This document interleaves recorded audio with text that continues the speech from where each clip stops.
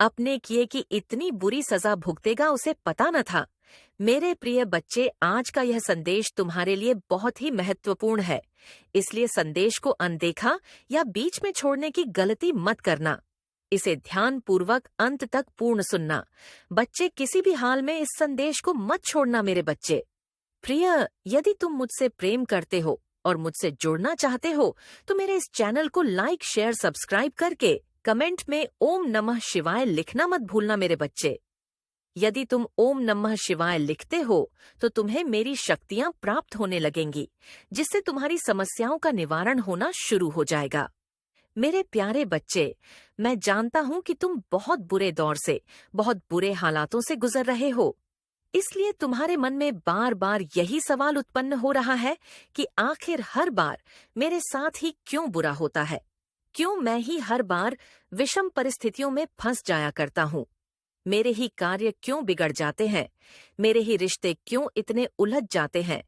मैंने तो सभी को खुशी देने का प्रयास किया, फिर मेरे जीवन में इतना दुख आखिर क्यों है? जिन्होंने मेरे साथ विश्वासघात किया, धोखा दिया, मुझे मुझे रुलाया, तड़पाया, वह तो बड़े ही आनंद से अपना जीवन जी रहे हैं। फिर मुझे किस बात की सजा मिल रही है? मेरे ही जीवन में इतना संघर्ष क्यों लिखा है? मेरी निरंतर जी तोड़ मेहनत के बाद भी मुझे कामयाबी आखिर क्यों नहीं मिल रही मेरे बच्चे? मैं तुम्हारी व्यथा को समझता हूँ।